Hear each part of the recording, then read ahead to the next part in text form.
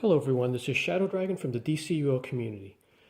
And in this video, I'm actually going to review one of the major hardware components that I've been using since the beginning of DCUO.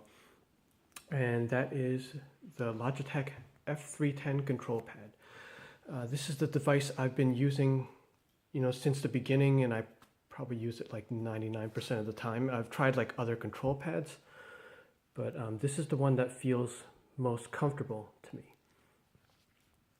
So I'm going to go over everything about it since I've been using the same model for years, not the same one. And that's going to be part of the review. So I do play on PC, but before DCUO, I've been largely a console player. I'm not from the MMO breed that's good with keyboards and mice. So the Logitech F310 it's kind of its own thing, but it's also a mix of the PlayStation controller and the Xbox controller.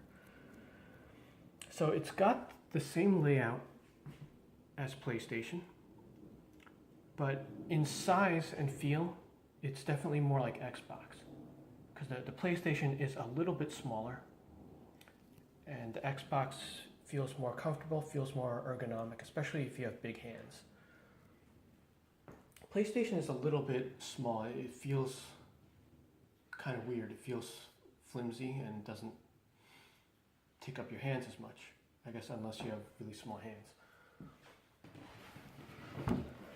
So going back to Logitech, you see that it's nice and fat, but the layout, particularly the D-pad and the left analog stick, are PlayStation layout. Now the Xbox one actually makes more sense, because the PlayStation layout is basically, I guess, working from the old style of video games where they weren't 3D yet. So the D-pad was more primary to the left analog.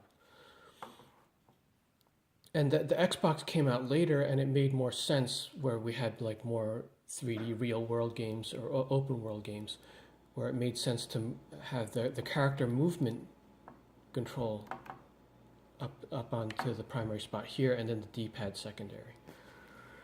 So the Xbox does make more sense layout-wise, but I'm just more used to the PlayStation controller.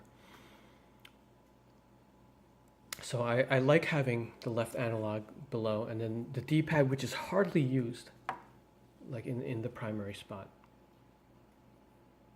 And I'm saying primary spot because naturally when you're holding the controller, your thumb gravitates up here, and it has to stretch when you're reaching down below.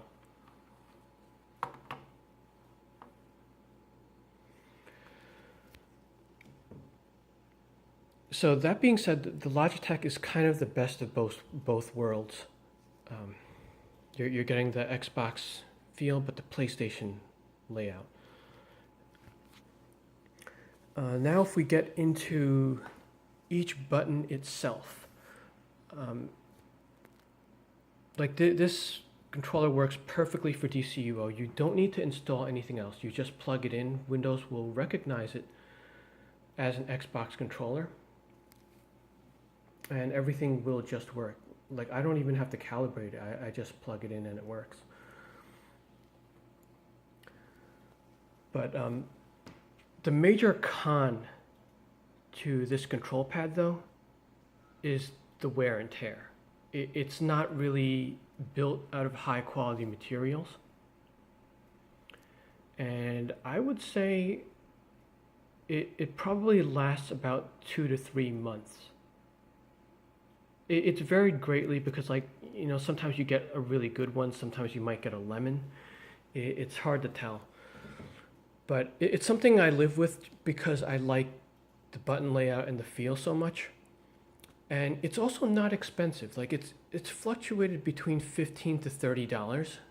It's varied a lot, and obviously I've bought a lot of them over over the years, starting DCUO I think I started in 2012. It wasn't the first year.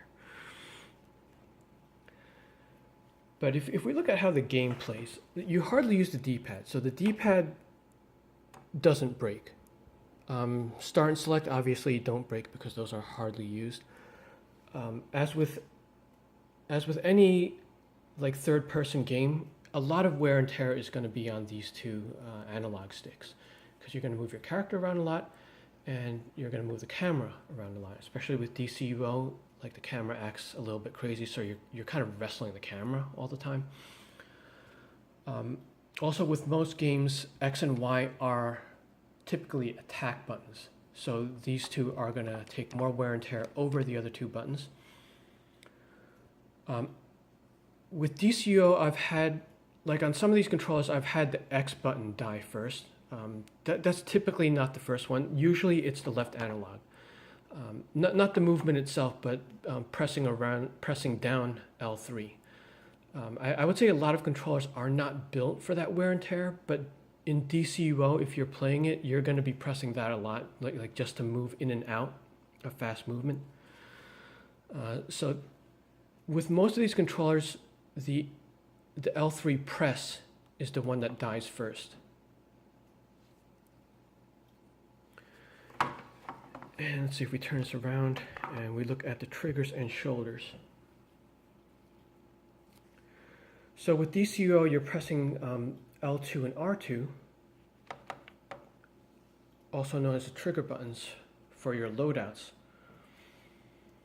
So I would say those are the secondary buttons that die out. And the Logitech one is it's a spring activated button. So it's very responsive, but with it being spring activated, I think that shortens the life of it, because obviously the spring could crack, and it's metal, so it's gonna wear out by stretching and squishing. And the shoulders, otherwise known as L1 and R1, those are buttons just like X, Y, A, and B.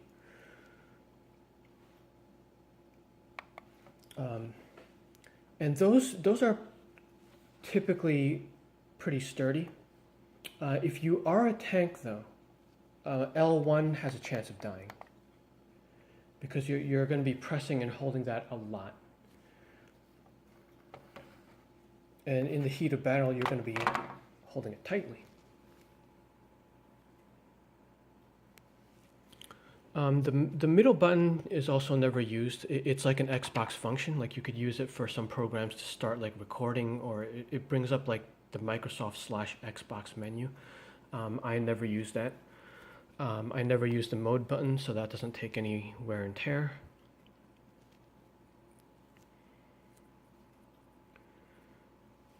But yeah, other than that, the three most likely deaths of this controller is L3, R1, and the X button.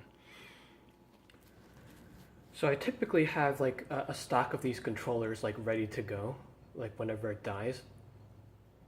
Because I try to save money, so I will use a controller until it's like totally completely dead and completely bugging out. Like sometimes one of the buttons is like half dead, and then I'll just have to work harder to get it to work. But I'll use it all the way till the end, and when one of these controllers dies, like you know it's dead because either your character just starts moving around without you using any of the directional controls, or like a button will completely be non-responsive, and sometimes pushing one button will activate like another control. That's when you know it's totally dead. So I'll typically have two of these on order, and I get them from Amazon. I'll leave the link below to how I actually get them, and it's very easy on Amazon because since you'll be getting a lot of these, all you need to do is go to your history and then just repurchase the same thing. They have that option, so they make it really easy for you. But Amazon is also good because there are lots of sub-retailers, so you don't have to purchase from the same store or Amazon directly. And because of that, there will always be one of these available somewhere in the Amazon store. And actually, before I close off this video, something I wanted to add was because of the wear and tear issue on this controller, and me playing on the PC, I've actually learned to use like the keyboard and mouse a little bit more, even though I'm primarily battling with the controller. So whenever I'm in a non-combat situation, or sometimes when I'm in combat, I will still use like the keyboard shortcuts. So I'll use I for inventory. I'll use F instead of pressing the L1 or L3 to move in and out of fast movement. Because like since I know that takes the most wear and tear, I'll try to use F as much as possible. Also with the menus, it's much faster on the keyboard because you don't have to like tab through all the different menus. You could just hit one key for all of them. So there's like journal with J, map for M. And I've just gotten used to those keyboard shortcuts, and it takes a little bit of pressure off the controller. So you're going to want to do that too, especially with the movement. You can't really do that with L1 though for tanking, because it's just faster when all your fingers are, wrapped around the controller. But it definitely helps to reduce controller use when out of combat, because like in combat you're going to want everything like in both of your hands. And also I'm trying to get better with this, but if you can use the mouse for the camera movements, it's going to reduce stress on the other analog button. And there are certain parts of the game where it's kind of better to go with the mouse to move the camera. Such as like racing, or there's that one mission that's really hard on controller in Amazon Fury where you have to shoot down the birds. Definitely do that with keyboard and mouse. It's 100 times easier. All right, that is it for the first of my hardware product reviews, and I'll probably try to do more of these as long as they relate to either DCUO or something else on my channel.